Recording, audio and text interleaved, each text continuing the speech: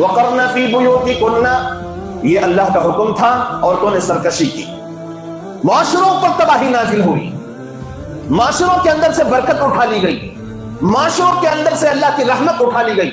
आपको क्या लगता है आपके घरों से जो अल्लाह की रहमत और उसकी बरकत उठा ली गई है, उसकी बुनियादी वजूहात में से एक वजह यह नहीं है कि औरतों ने पर्दा छोड़ दिया, औरतों ने बेपर्दगी को अपना शियार बना लिया है।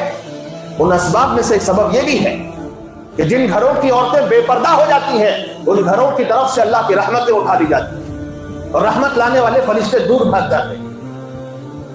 अब सारा मोहल्ला ही बेपर्दा हो जाए तो उस मोहल्ले पर से अल्लाह की निगाह उठ जाती है और वहां से रहमत और बरकत के उठा लिए जाने के फैसले हो जाते हैं। अब हर मोहल्ले पर नजर दौड़ाकर देखो कितने % औरतें पर्दे में रहती हैं, कितने % औरतें बापर्दा जिंदगी गुजारती हैं, शरई पर्दा।